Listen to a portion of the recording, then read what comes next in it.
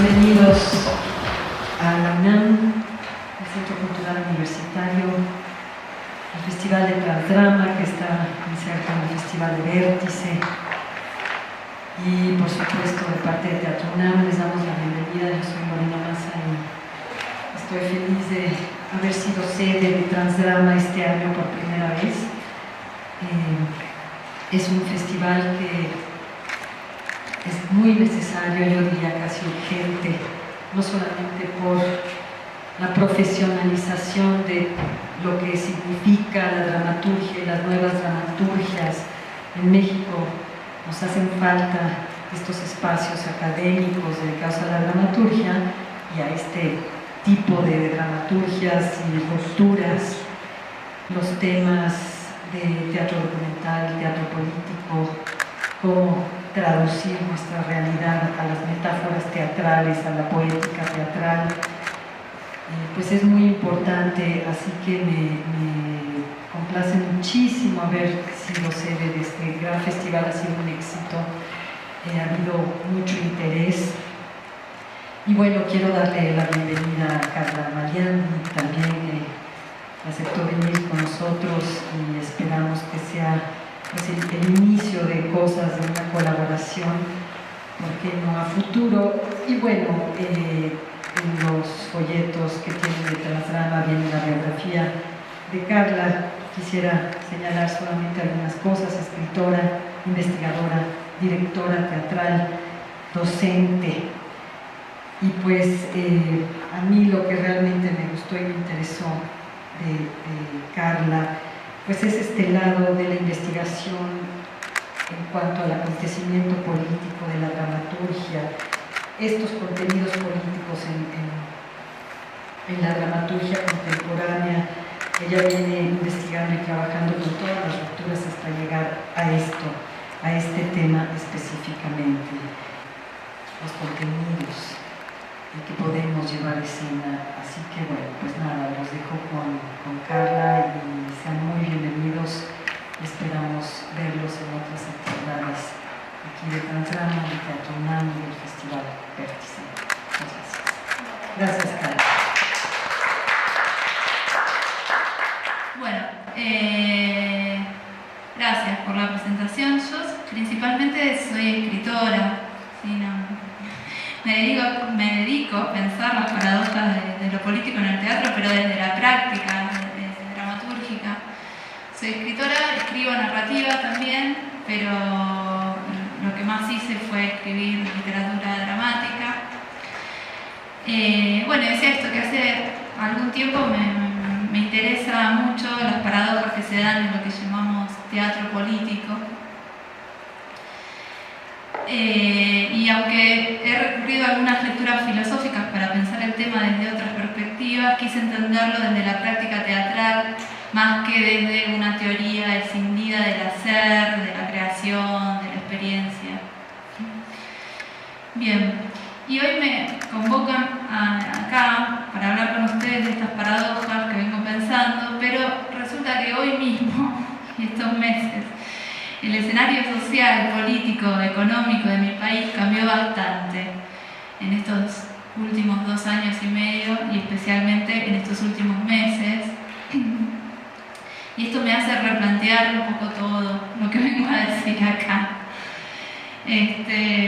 Bueno, justamente ayer, antes de entrar a mi taller, unos compañeros míos de trabajo, compañeros docentes de la facultad, antes de entrar al taller hay unas alumnas, me mandaron un video de la represión brutal que sufrieron, que posiblemente a ustedes no les haya llegado esa información porque la información tampoco circula. Una represión a docentes, a manifestantes, compañeros míos de trabajo, en el centro de Buenos Aires, en Congreso. Represión con palazos de goma tirados a quemarropa, digamos. Esa es la situación social, política hoy en mi país, que se conoce poco porque los medios más grandes de comunicación no lo informan.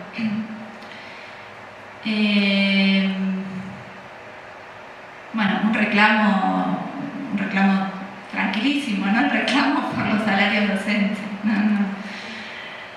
por el recorte terrible que está teniendo la salud pública, la educación, la cultura. Bueno, ese es el nuevo escenario social donde estamos parados en este momento. Entonces yo notaba esto y pensaba, bueno, es un momento que todavía no entiendo, no entendemos del todo.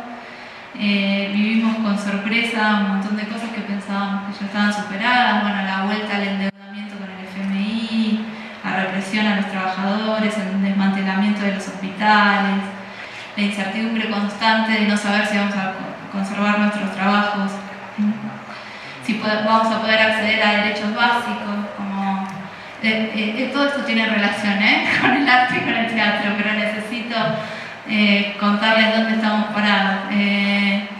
Los derechos básicos de luz, gas, que son impagables en este momento, sobre todo en estos últimos días, digamos, desde este último mes, que hubo una devaluación terrible, los sueldos congelados y de repente un alquiler, ni hablar de un alquiler, una cuenta de luz supera el sueldo de un docente. Entonces decía, bueno, cosas que creíamos que estaban superadas y que vuelven y que tenebrosamente no son parte ahora de una dictadura, sino que llegan por el voto popular. Y desde esta perplejidad, bueno, es que escribí estas palabras que voy a leer hoy, ¿no? Cosas que parecen ficción, ¿no? Discursos que parecen ficción, que parecen ilusorios, ¿no? Bolsonaro en Brasil.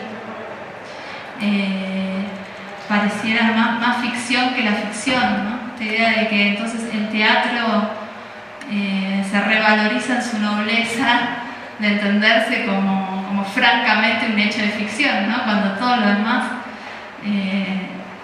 no se dice a sí mismo ficción. Entonces, si pensamos lo político en el teatro como un lugar de conflicto con las diferentes formas sensibles que el poder hegemónico impone, tenemos que detenernos un momento y mirar alrededor este nuevo escenario devastado y sorprendente, del que por lo menos yo no entiendo del todo las causas, ni sé aún hasta dónde llegarán las consecuencias. Por eso es tan difícil hoy acá hablar de lo contemporáneo, pero bueno, vamos a hacer el intento de hablar de lo contemporáneo. En principio, a mí me resulta curioso siempre que la concepción que limita lo político en el teatro al tema de la obra o a la acción militante partidaria no haya sido del todo superada, ¿no? Sobre todo por la crítica, ¿no? Uno lee crítica de teatro, siempre se vincula el teatro político, o un gran sector de la crítica lo vincula, y de la práctica teatral también, a la presunción de que una obra es política cuando su tema está relacionado explícitamente al ámbito de la política, ¿no? Es decir, a lo que comúnmente llamamos la política. Sin embargo, el teatro independiente porteño, producido en las últimas 3 décadas de democracia, ha invitado a cuestionarnos una y mil veces el sentido restringido que se ha dado y aún se le suele dar al término teatro político. El teatro independiente al que asistimos en Buenos Aires es un teatro que difícilmente se preocupe por el tema como elemento primordial y que tampoco alberga la ilusión de servir como un arma para la transformación social. Pero es un teatro que se arraigó en la experimentación y la búsqueda estética y posiblemente sea en esa búsqueda que pueda hallar su sentido político. Para pensar en esto me resultó a mí en principio interesante la lectura del filósofo francés Jacques Rancière, ya que abre la posibilidad de establecer nuevas relaciones entre arte y política. En principio, Rancière no entiende lo político en el sentido común de posesión de poder, ni en el de la lucha por alcanzarlo, sino que lo entiende como configuración de un espacio específico, refiriéndose a los modos de organización social. Solo aquellas prácticas que producen un extrañamiento con nuestros modos de organizar el espacio y habitar el tiempo e implican algún modo de organización son políticas. Con esto se rechaza también la idea de política entendida como un proceso de transformación en que las estrategias de los oprimidos son decididas por un grupo de expertos. Rancière ve en la política un dispositivo no regulado por los esquemas establecidos de reparto social, un proceso experimental o performático y no teórico o cognitivo.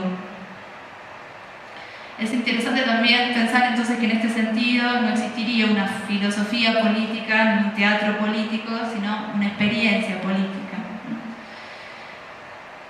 Cuestionada entonces la concepción tradicional de lo político, podemos pensar que en el teatro porteño, que se afianza en los años 90, ¿no? Una época marcada por la apatía política, por el neoliberalismo en muchos ámbitos,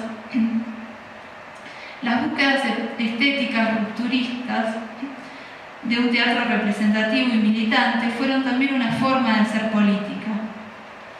Es en este proceso experimental donde se configura lo sensible. El problema no concierne a la validez moral o política del mensaje transmitido por el dispositivo representativo, sino que concierne a ese dispositivo mismo. Rancière distingue dos grandes teorías postutópicas. La primera, según él, preferida por algunos filósofos del arte, propone aislar radicalmente la investigación y la creación artística de las utopías estéticas y recurre con frecuencia al concepto kantiano de lo sublime. Lo hace ya sea considerando la fuerza concreta de la obra como un ser en común que precede a toda determinación política, o bien distanciando al máximo lo ideal de lo sensible, pero en todo caso separando lo estético de cualquier proyecto de emancipación colectiva.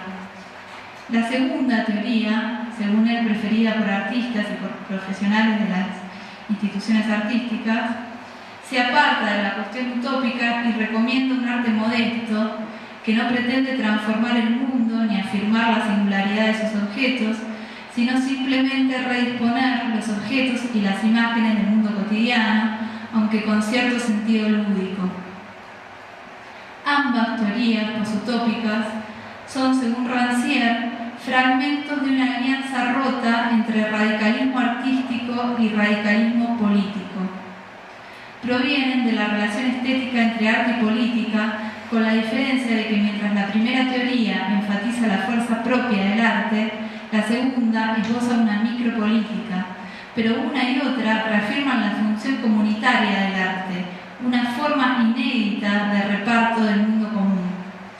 Se vinculan también en el propósito que las guía, mostrar el presunto carácter prepolítico del arte, que transmite mensajes y sentimientos distintos a los de la política, tanto sobre el mundo como sobre la sociedad. Sin embargo, implican asimismo una politicidad sui generis, caracterizada por el tipo de tiempo y espacio que establece. El arte se vincula con la política por el modo inédito en que distribuye el espacio material y simbólico. Este modo inédito de distribución de lo sensible en el teatro independiente, que se afianza en los 90, también se encuentra su forma en estos desplazamientos. Algunas características que podemos encontrar en este teatro.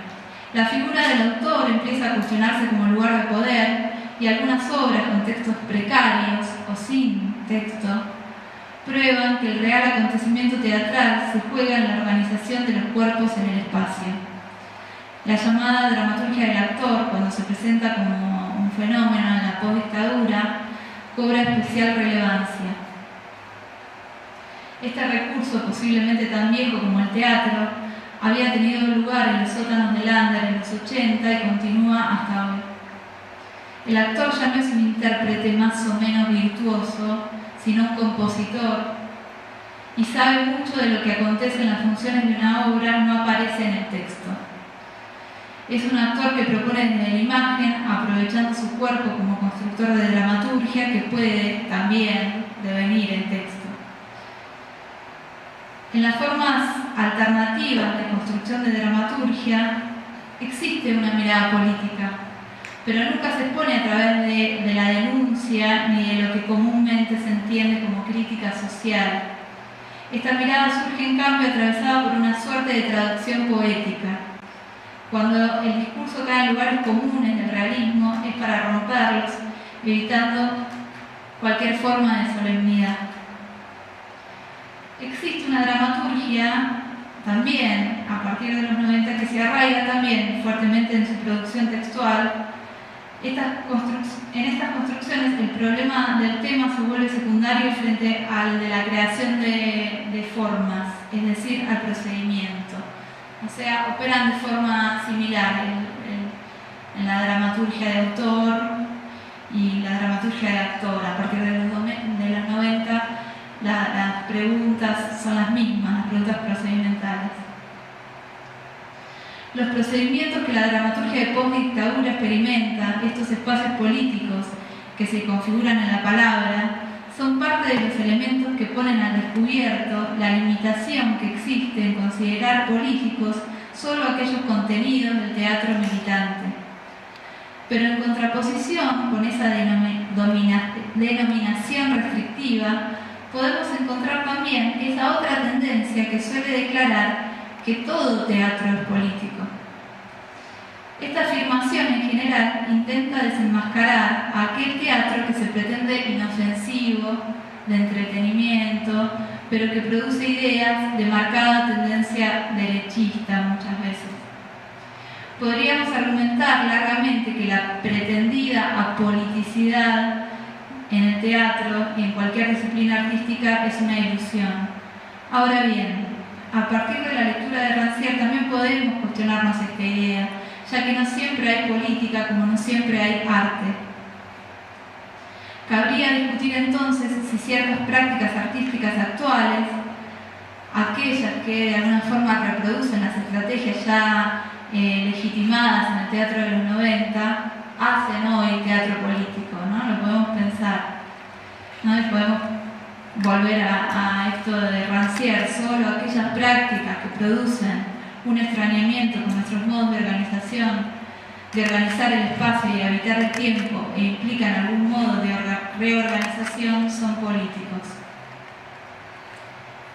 Si las búsquedas estéticas actuales se aferran a la eficacia de una fórmula aceptada, la discusión sobre los contenidos políticos se reactiva. Si quienes antes conseguían generar en el teatro una experiencia política opuesta a las concepciones dominantes de política han quedado entrampados en una estructura que inmoviliza esta experiencia, y si tampoco se admite otras formas de transformación social que eran válidas en los 60 y en los 70, ¿por qué estaríamos hablando hoy de teatro político? El rechazo que hasta hace poco se tuvo a los modelos del teatro militante tal vez ha impedido o ha alejado la posibilidad de reconocernos en ese teatro. Más allá de sus textos, que pueden ser más o menos valiosos, hablo de la imposibilidad de reconocernos en la intención utópica de un arte transformador, ¿no? Incluso, no sé, de mi edad venimos de una generación que hasta nos da un poco de vergüenza pensar, ¿no?, en esto, en las posibles utopías del arte, ¿no?, en que el arte puede ser transformado. En su libro El espectador emancipado, Rancière observa que los artistas contemporáneos, él aquí no habla de una disciplina artística en particular, habla del arte en general, decía, los artistas contemporáneos en sus obras critican tanto al sistema como a la ilusión de transformarlo. ¿Se puede volver a una concepción del arte como proyecto transformador dirigido a todos, a cualquiera? Pareciera que esta idea, considerada decrépita hasta hace muy poco, es puesta de nuevo sobre el tapete. Hoy podemos observar una renacida tendencia a la legitimación del arte político, un renovado interés por asuntos que hasta hace poco eran considerados fósiles enterrados. La voluntad de repolitizar el arte se manifiesta en prácticas muy diversas, pero llama la atención particularmente la cantidad de convocatorias y concursos institucionales a presentar obras artísticas, muchas en el campo del teatro y la dramaturgia, con determinadas consignas políticas entendidas con fines útiles, ¿no? Por ejemplo, mantener la memoria activa, denunciar la discriminación. No sé si acá tienen ese tipo de programas, ¿no? Ya está Teatro por la Identidad, no sé, etcétera. Aportar herramientas creativas para la inclusión, no sé, este tipo de concursos o programas culturales. Sin poner en duda las mejores intenciones de estas convocatorias, estas formas vuelven a pensar la condición política del arte en términos ya superados por las mismas prácticas artísticas. Igual ahora, por ejemplo, en Argentina todo esto ya está. En este último mes ya ni siquiera existen estas convocatorias, estos concursos. Por eso digo que es raro en la actualidad de estos sucesos repensar todo. Posiblemente parte de esta paradoja y contradicción es que quienes desconfiamos de la utilidad del arte en esos términos también festejamos estos espacios culturales, muchos de ellos históricamente reaccionarios. La pregunta sigue siendo: ¿podría existir hoy una manera de hacer dramaturgia, teatro o arte transformador, revolucionario? Algo sabemos o algo intuimos. Aquella dramaturgia escrita con la esperanza de servir como despertadora de conciencias, como defensora de los derechos que la ideología dominante atacaba o reprimía, no puede volver a existir como lo hizo en los 70, ¿no? O sí, no sé. Pensaba en esto cuando escribía esto, ¿no? En un momento en que el poder, por lo menos no de manera obvia, ya no sostenía valores conservadores, ¿no? Y hoy parece eso de nuevo, ponerse en duda, ¿no? El escenario actual es distinto, insisto, Macri, Bolsonaro, etc. En una entrevista al filósofo esloveno Žižek, afirma: en cierto sentido, el control del arte, y especialmente de la literatura, evidencia la creencia de los burócratas de que el arte importa. Tenían respeto por él. En términos sencillos, bajo el comunismo el trabajo intelectual o artístico tenía importancia. Lo que se decía era controlado. En el capitalismo podés decir lo que quieras, pero no tiene ningún efecto. El desafío para pensar lo político es doble. Ya sabemos que nadie necesita que otro venga a explicarle de qué manera es oprimido, que lo ficticio está justamente en ese régimen que separa a los capaces de los incapaces.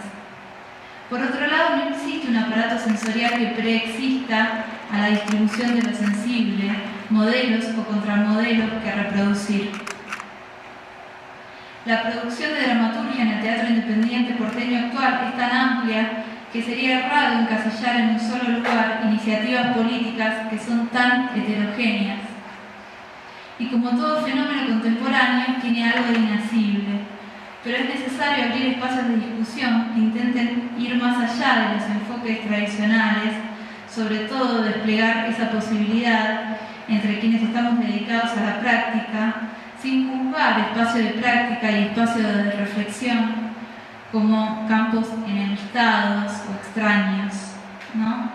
Siempre pienso que tal vez la politización empieza por romper esa barrera. Bueno, y me gustaría mostrarles, para conversar, hacerlo un poco más ameno, más cercano, un par de trabajos que se están dando en este momento mismo en Buenos Aires. Esta es una obra que se llama Cuarto Intermedio. Se llama Cuarto Intermedio, Guía Práctica para Juicios de Lesa Humanidad. Y los que están allí, uno es el autor de la obra, que es un escritor que recomiendo que lean mucho, es un escritor de narrativa que se llama Félix Brusone. Yo soy un poco fan de sus cuentos. Y ella es una abogada que se ha dedicado, francesa, una chica que se ha dedicado a los juicios de lesa humanidad en Argentina, y juntos escribieron esta obra, que es una locura. Y Félix, el autor, el escritor, además es hijo de desaparecidos y ha tomado como tema el tema de la desaparición, el tema de la dictadura, pero desde una mirada totalmente nueva, ¿no? Trabaja en una especie de humor negro, por así llamarlo de alguna manera, que creo que también le es permitido por su historia, ¿no? Porque es un tema que sigue siendo absolutamente sensible hasta el día de hoy. Pero bueno, me interesaba contarles algo de esta obra. Bueno, y también hablarles del tipo de dramaturgia que se está produciendo en los últimos años, ¿no? Nos enfrentamos sobre todo a textos que proponen un tipo de experimentación lingüística que nos llevan a repensar las condiciones, en principio, ontológicas de lo que llamamos dramaturgia todo el tiempo, lo que definimos como dramaturgia. Y en general en las obras, bueno, en esta obra que traigo, pero operan una variedad de recursos discursivos, la crónica, la narrativa, la poesía. Copiaba acá algo de Bakhtin, de Mikhail Bakhtin, que consideró que en la novela las réplicas dialogales son géneros incidentales, fragmentos insertados en bruto en el volumen de la narración, a modo de un croquis o suelto periodístico. El diálogo sería enteramente ajeno a la narrativa de ficción, una incidencia contaminante del teatro. Y entonces yo pensaba que muchas obras contemporáneas tal vez constituyan la inversión de este esquema, ¿no? Leemos un texto dramático impregnado de elementos intrusivos, formas narrativas que viven tal vez solo en la letra escrita. Y bueno, hoy estas obras nos proponen superar géneros y fronteras discursivas. Y bueno, una de las obras que traigo es esta, bueno, les cuento más o menos de qué va, se llama así, Guía Práctica para Juicios de Lesa Humanidad. Los dos han pasado cumpliendo diferentes roles por la experiencia de asistir a los juicios de lesa humanidad. ¿Todos saben de qué estoy hablando? ¿Sí? Sí, los juicios a los militares genocidas en Argentina. Félix como hijo, ¿no? Víctima directa, ¿no? Hijo de desaparecidos, madre y padre desaparecidos, y ella, que no recuerdo su nombre, lo tengo acá anotado, Mónica Zweig se llama, es una chica francesa, abogada, que se interesó y se especializó en los juicios de lesa humanidad argentina y vino a hacer sus trabajos de investigación aquí. Se encontraron en un baño en los tribunales y empezaron a hacerse amigos, los dos un poco asustados porque es una experiencia terrible y horrible, ¿no? Uno se encuentra con sus, para quienes son hijos, no sé, impensable, ¿no? Pues se encuentra con los asesinos de sus padres en los bancos, para cualquiera. Yo no fui, no asistí nunca a un juicio, pero tengo muchos conocidos que sí lo han hecho y es una experiencia tremenda, ¿no? Y además tan teatral, ¿no? Porque los juicios son muy teatrales, en los que uno escucha los testimonios de las víctimas, ve a los genocidas allí sentados, escucha la resolución. Entonces lo que ellos hicieron fue una suerte de guía sobre cómo asistir, cómo no pasarla tan mal asistiendo a los juicios. Entonces te explican desde el subte, el metro que te tenés que tomar y dónde te tenés que bajar, porque además Comodoro Pi, que es el lugar donde se hacen los tribunales, estos donde se hacen los juicios, es un lugar muy inaccesible. Buenos Aires, como el DF también, es una ciudad muy incómoda, muy fuera de la escala humana, y esto está en una de esas zonas que uno se baja del metro y tiene que cruzar una avenida, y bueno, entonces ellos te explican cuál es la mejor manera, por qué puerta entrar, qué te conviene que compres en el kiosco. Ella dice, bueno, yo me he visto de rojo porque me dijeron que a estos lugares hay que venir vestidos de rojo porque así rebotan las malas energías.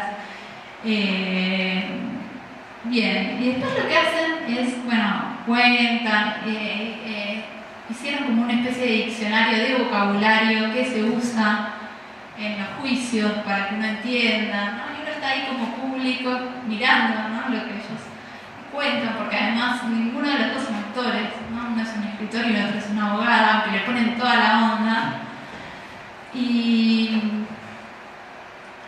Y luego, bueno, piden al público que pasen y les entregan un guión. Y los guiones son guiones donde están transcritos los casos, ¿no?, los juicios. Entonces hay alguien que es el fiscal, alguien que es el abogado, alguien que da el testimonio.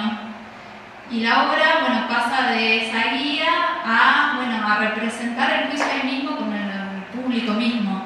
Además el público siempre es poquito, porque es un teatro muy chiquito y no lleva mucha gente, pero seríamos como hoy acá. Y el público pasa y el público lee su guión. Dice, bueno, vos vas a ser el fiscal, vos vas a ser el acusado, vos vas a ser la víctima que da el testimonio. Y entonces nosotros los que, digamos, hay una suerte de mirada desde el público hacia la escena, ¿no? La escena shakespeariana de la ratonera, ¿no? Porque hay gente que queda en el público y gente que pasa al escenario. Y bueno, cada uno cumple su papel leyendo, ¿no? Porque nadie sabe lo que tiene que decir. Entonces ellos van un poco dirigiendo la escena y finalmente, bueno, lo que se reproduce ahí es un caso, una escena del juicio. Y así nos dan la oportunidad de asistir a un juicio de lesa humanidad.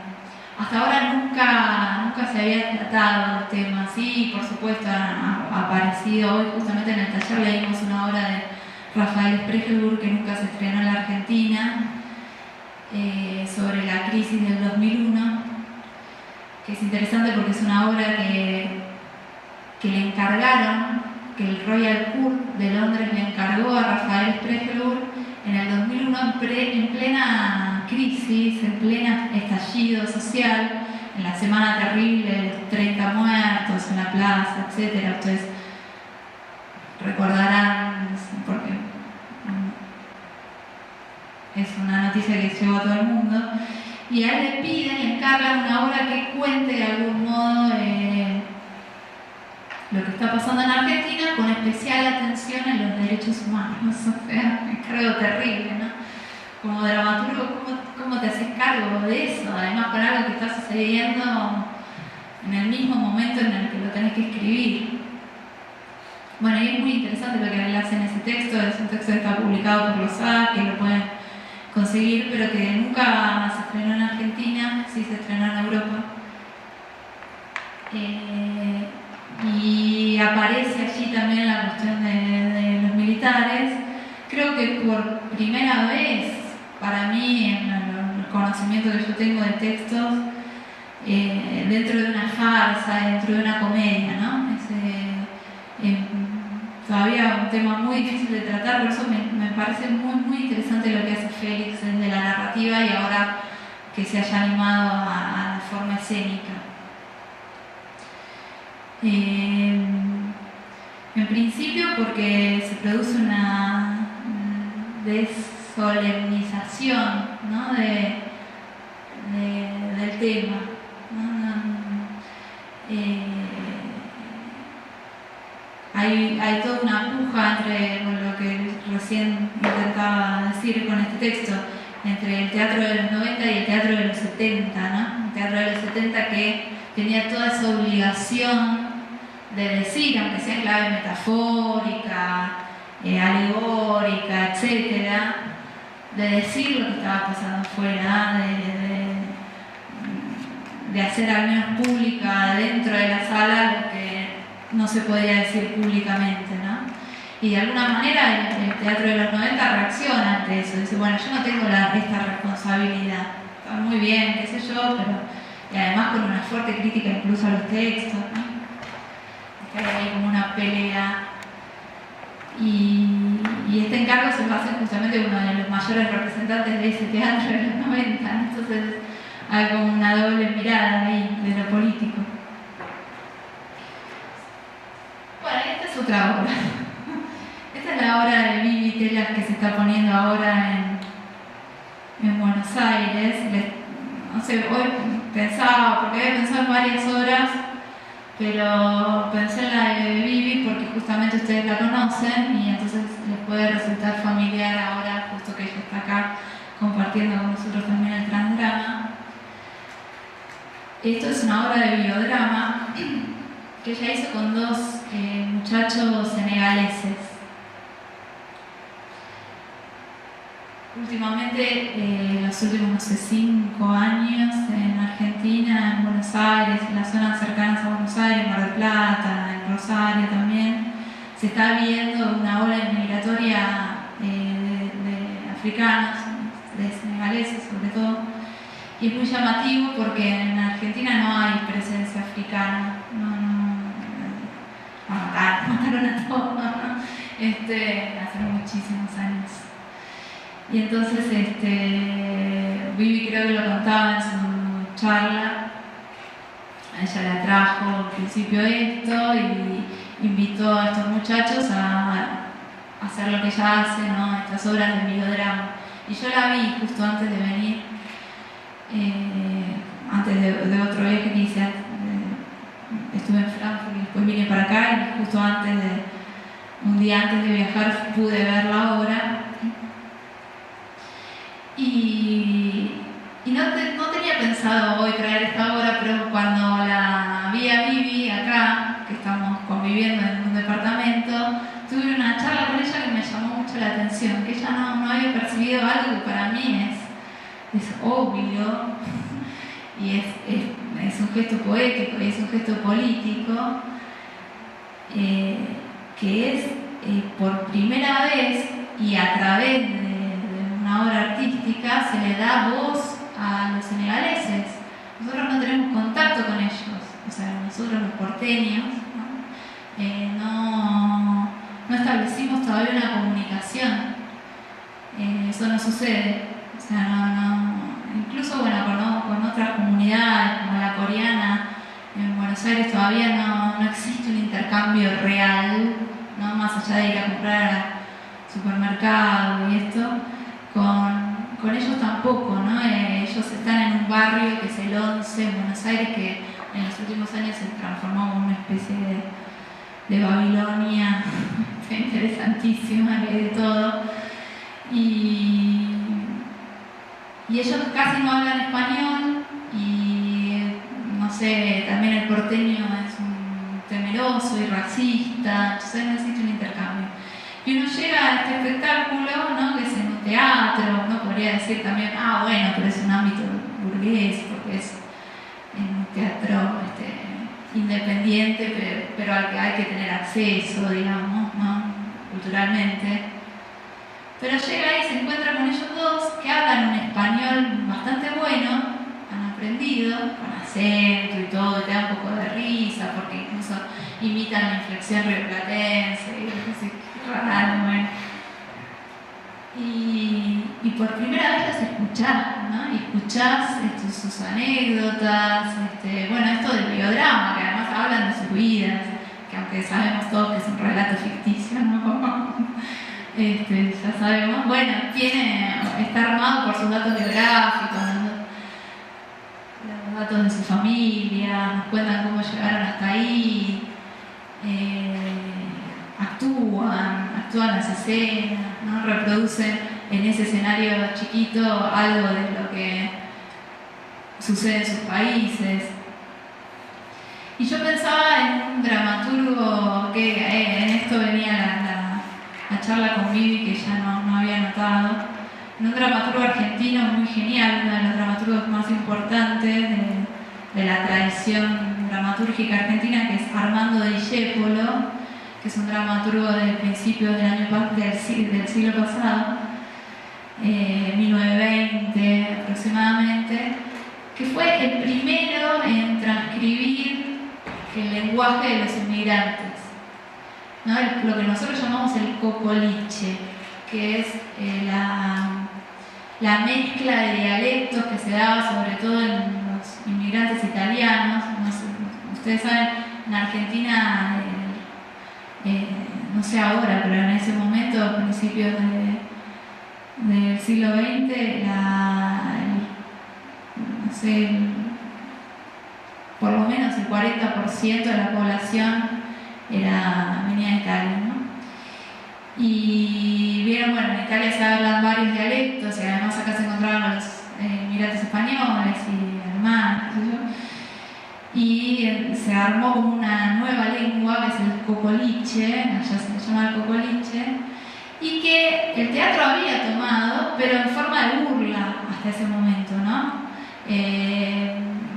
Allá estaba la forma del sainete, ¿no? Una forma heredada de España y que se había mezclado con otras formas del teatro rioplatense muy interesantes, que son formas circenses, ¿no? El circo criollo y todo eso se había mezclado con el sainete y en general, bueno, aparecía el tema del cocoliche, de la torpeza en el habla, pero aparecía como un chiste. Y Discépolo lo toma como un drama, ¿no? Como lo que era, bueno, el problema de la incomunicación. Es un bajón, ¿no? Y por primera vez el público asistía a encontrarse con este problema de la lengua, que eran sus propios problemas, ¿no? Porque iban al teatro y se encontraban que, bueno, que ya no era motivo de risa, sino que ahí había un drama muy profundo, ¿no? El drama de no poder comunicarse. Y que además, bueno, lo que hace Discépolo es escribir esa lengua que hasta ese momento nadie se había tomado el trabajo de escuchar y transcribir. Entonces Discépolo escucha, tiene varias obras, una que se llama Stefano, que es muy genial, se la recomiendo, que es la historia de un músico que viene de Italia y acarrea a toda su familia, y su familia le echa en cara y le va mal y fracasa en Buenos Aires, terminan viviendo todos en un conventillo, hacinados. Otra obra que se llama Babilonia, bueno, es en los sótanos de una casa de ricos y conviven sirvientes alemanes, gallegos, italianos, etc. Pero Discépolo lo que hace es detenerse a escuchar cómo habla la gente en la ciudad y transcribir por primera vez eso en una obra de teatro. Entonces, ahí hace varias cosas, ¿no? Por un lado, se está oponiendo o está repreguntándose las formas de un teatro que se viene dando, que es el sainete, ¿no? Está rompiendo ese código, ¿no? Está inaugurando lo que se llama el grotesco criollo en Argentina, y eso es un gesto político, ¿no? Y a su vez es un gesto poético, ¿no? Las dos cosas. Y entonces yo le decía a Vivi, estás retomando algo del trabajo de Discépolo, y ella me decía, no, no lo puedo creer. Y yo, sí, no, hay algo de esa operación. Bueno, ¿quieren charlar? No sé, ¿quieren hacer alguna pregunta? Hola. Hola. Bueno, a mí me llama mucho la atención el concepto que utilizas de distribución de lo sensible de Rancière. A mí me quisiera saber, para preguntarte, si pudieras recomendarnos algún texto de Rancière para profundizar un poco más en el concepto de la distribución de lo sensible y cómo esta distribución de lo sensible tiene una repercusión en esta relación entre el arte y la política, eso por un lado. Y bueno, por el otro, es una reflexión que hacía ayer también en el marco de las conferencias que se han venido dando en Transdrama, y que apunta a una reflexión en torno a el sentido teleológico tanto del arte como de lo político. Con respecto a lo que me preguntabas de Rancière, yo creo que sirve o me sirvió a mí como una llavecita para empezar a desentrañar otras posibilidades de lo político, que están en muchos otros autores también, ¿no? Digo, a mí se me dio por arrancar por Rancière. Y que esto que decís, bueno, esta idea, él asume que ya la idea del arte pensada como transporte hacia otra cosa, ¿no? Del arte que tiene una función más allá de la obra misma, ya se superó, ya se pasó, en realidad no. Si observamos la crítica, por ejemplo, la crítica teatral, todo el tiempo parece volver sobre esa idea. Pero entonces, pensando en esa idea superadora, ¿no? De esto que él habla de las teorías posutópicas, lo que dice, bueno, esta idea del arte por el arte no contradice la idea de la politización de la obra, ¿no? Porque hay una idea política que les previa, ¿no? Que es justamente esta distribución del espacio material y el espacio simbólico, ¿no? Que implica la obra artística. Y a mí me gusta pensarlo en la dramaturgia desde la especificidad misma del teatro, digamos. La especificidad para mí del teatro es devolverle extrañeza a la situación, ¿no? Esto que los formalistas lo veían con la literatura, ¿no? Con la lengua, decían, bueno, ¿qué es la literatura? Y se discutían, es esto, es lo otro, es el tema, llevar a la escritura, no. Finalmente concluían, bueno, no, es lo que produce un extrañamiento en el lenguaje, ¿no? Lo que nos saca del automatismo perceptivo del lenguaje, ¿no? El ordenamiento distinto de las palabras, la sintaxis, el ritmo, qué sé yo, nos despierta de pronto de la automatización en la que estamos sumidos por el lenguaje ordinario. Entonces yo lo traduzco en el teatro a la situación, ¿no? Que no solo implica las cuestiones lingüísticas, sino todas las cosas que operan en una situación, incluso las no verbales, ¿no? Me parece que la pregunta política de la dramaturgia es esa, ¿a qué estoy obedeciendo, digamos? ¿Bajo qué normas del poder hegemónico me muevo, actúo, me relaciono? Entonces el dramaturgo rompe esas normas implícitas del poder o las pone en evidencia o hace algo, no sé qué, pero que de pronto sirven para salirnos por un rato, aunque sea, de ese automatismo perceptivo en el que vivimos, ¿no? Generalmente. Y que sucede a veces en el teatro, y entonces es la maravilla, ¿no? Y que para mí pocas disciplinas artísticas lo consiguen, bueno, la música también, pero cuando sucede en el teatro es increíble, y me parece que esa es la experiencia política, ¿no? Porque esa es la experiencia que se enfrenta a la otra, que es la del poder político, ¿no? La del poder de los medios, la del poder de la televisión, la del poder de la educación, de la policía, de la medicina, etcétera, ¿no? En la que vivimos acostumbrados y automatizados. No sé, así más o menos lo entiendo. No sé, después puede venir un ranceriano y decir que nada que ver, pero yo lo entiendo de esa manera.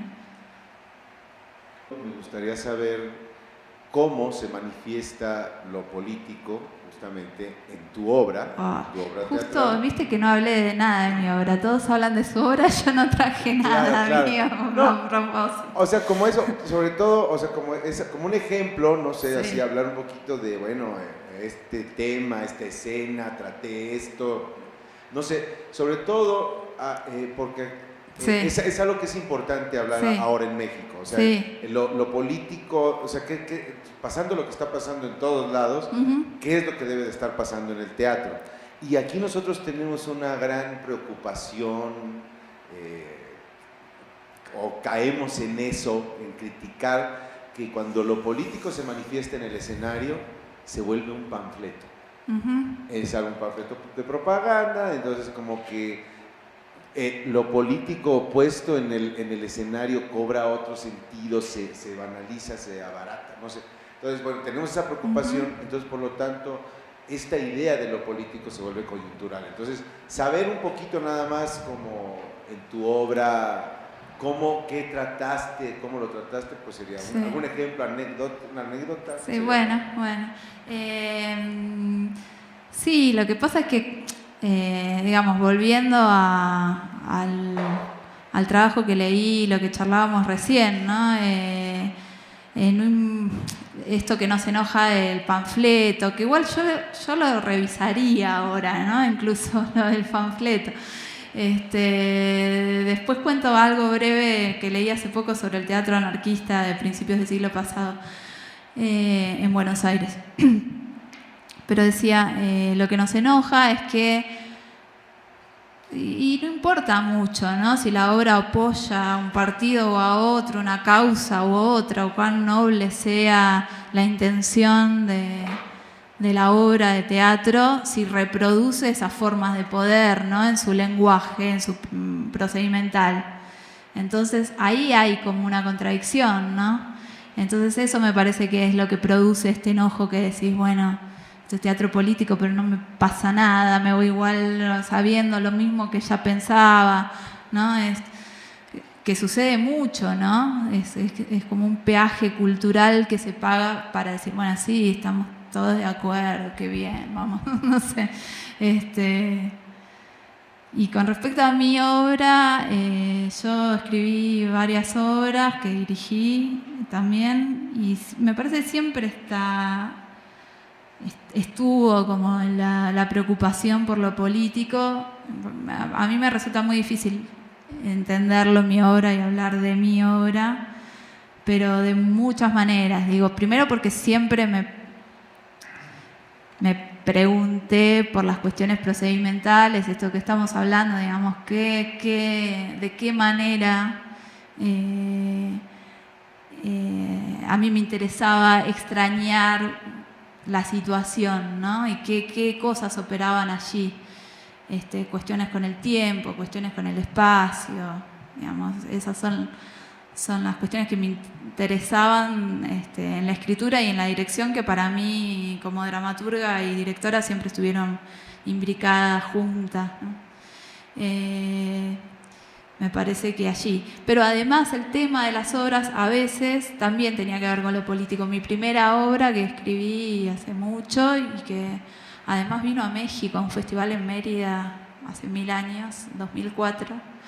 Era una obra que sucedía, yo empecé a escribirla también alrededor del 2001-2002, en una fábrica recuperada.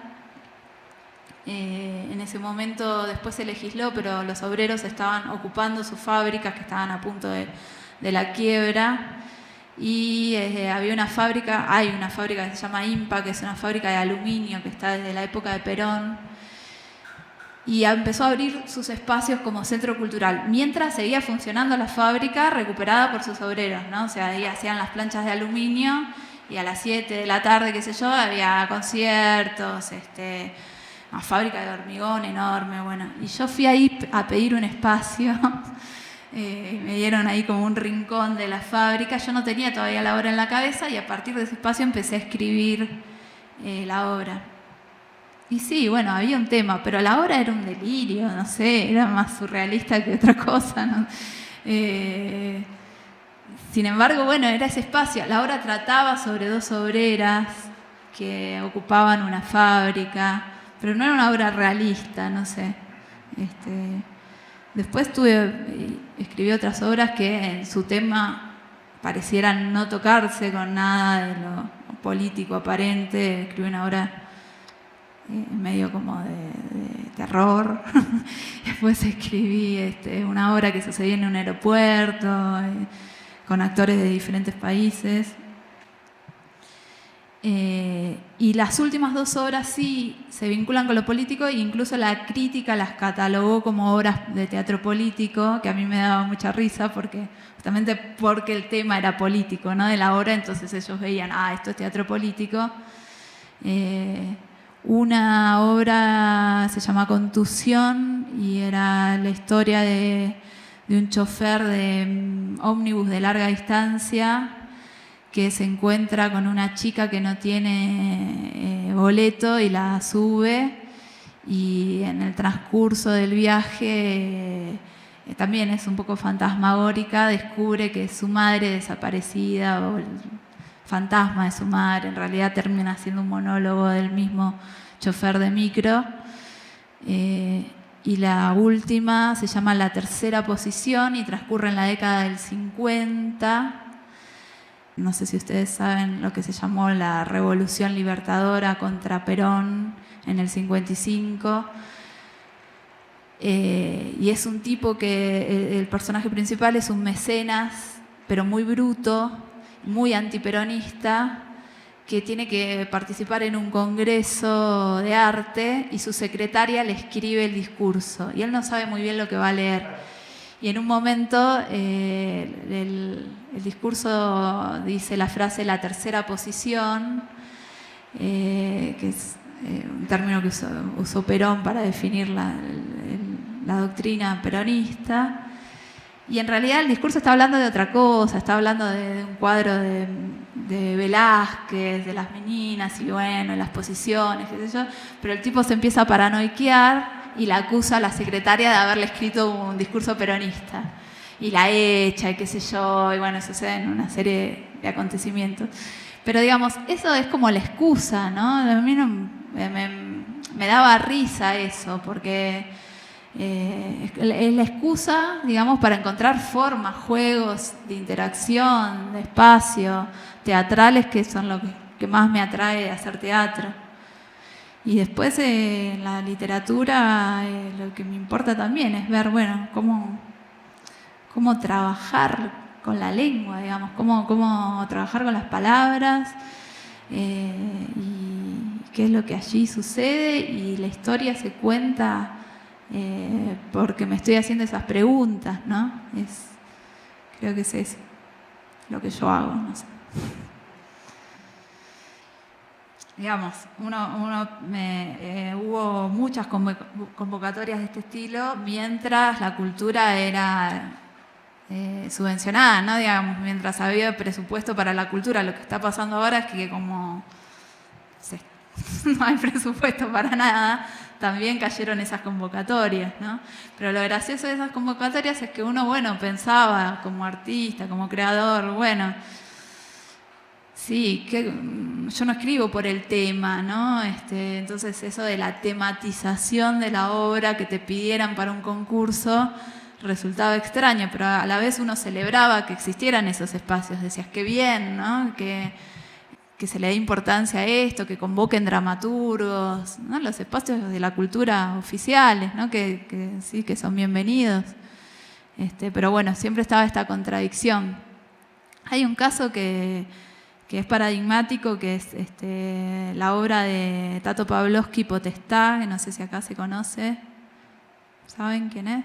Bueno, uno de los dramaturgos más grandes de Argentina, murió hace 2 años, Eduardo Pavlovsky, escribió un monólogo que se llama Potestad, que es la historia de un hombre, además lo actuaba él, lo dirigía él. Él era una persona muy carismática, aparte muy guapo, aunque ya de viejo seguía siendo guapo.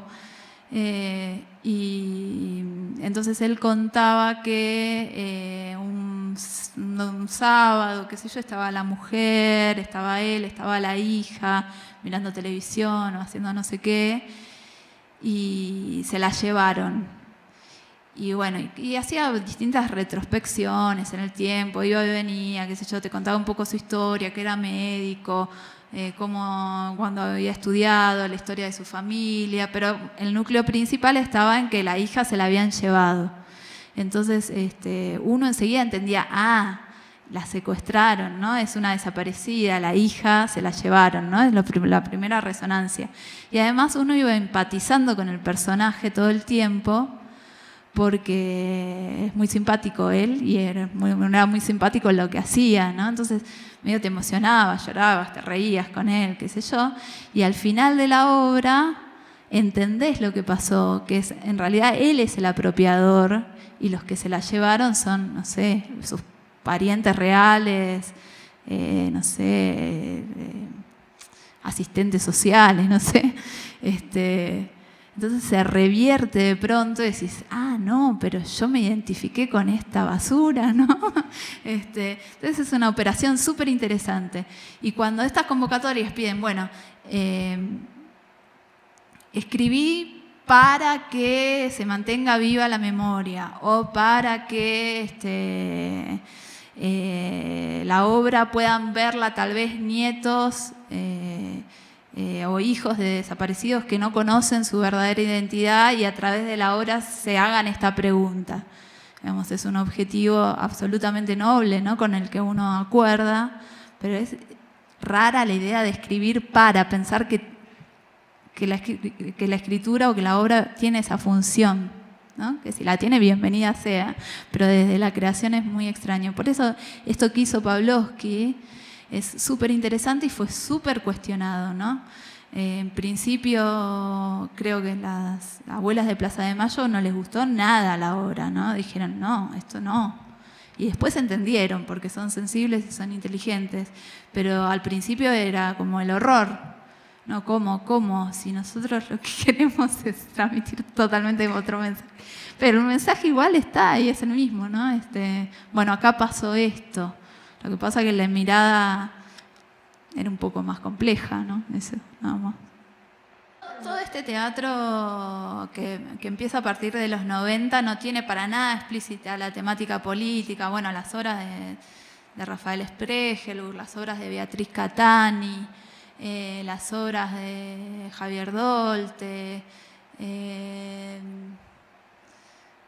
muchos dramaturgos no tienen explícito para nada el tema de lo político, pero me parece que justamente lo interesante de esta parte es que está volviendo el tema político, ¿no? Esto que yo mostraba hoy, por ejemplo, de la obra de Félix, ¿no? Hecha sobre la idea de la representación de un juicio de lesa humanidad, retoma la idea de lo político, pero también desde otro lado. O sea, la obra de Lola Arias, que se está haciendo en este momento en Buenos Aires y que pasó por muchos festivales, es una obra es un biodrama sobre Malvinas, ¿no? Sobre la guerra de Malvinas. Es una obra que tiene en escena soldados argentinos y soldados británicos, excombatientes de la guerra de Malvinas, veteranos de guerra que cuentan sus testimonios ahí en escena, ¿no? Con todas las cuestiones del biodrama.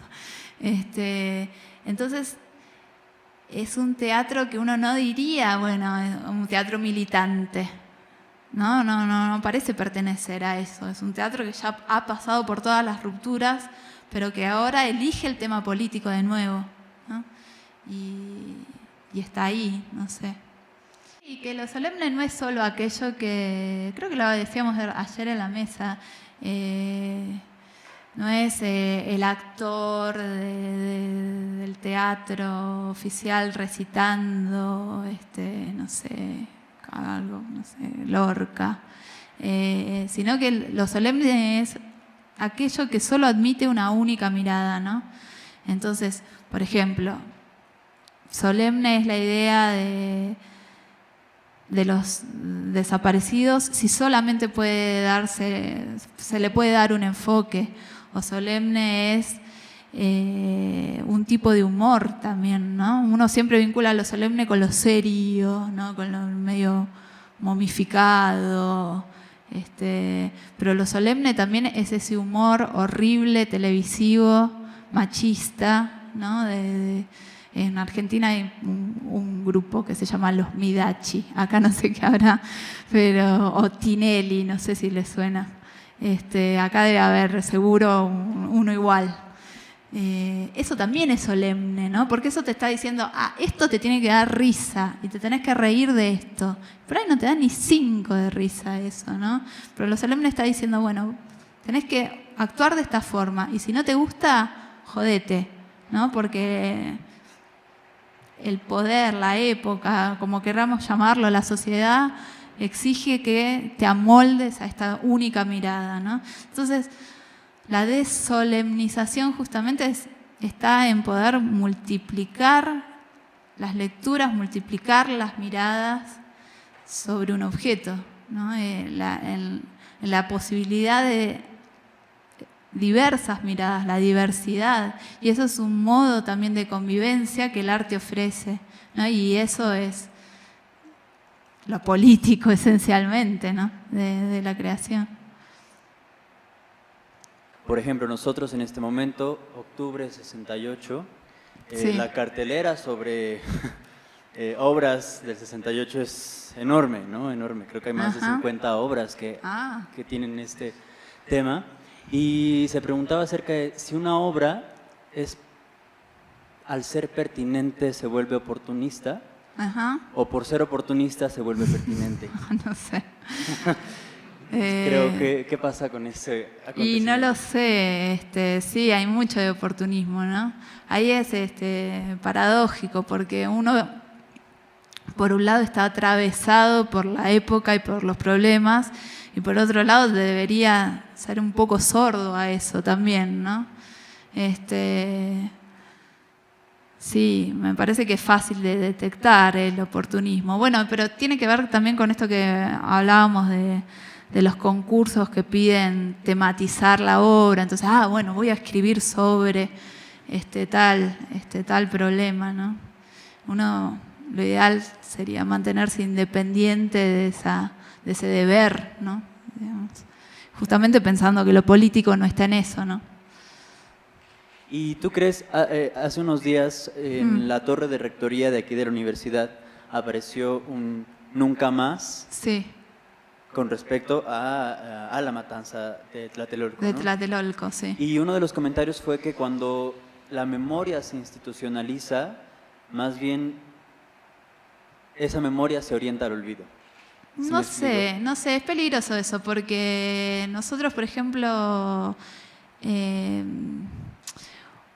cuando pasó el 2001, después vino el 2003 y arrancó el kirchnerismo, ¿no? Que todavía no sabíamos de qué se trataba, porque Kirchner no era una persona conocida en ese momento.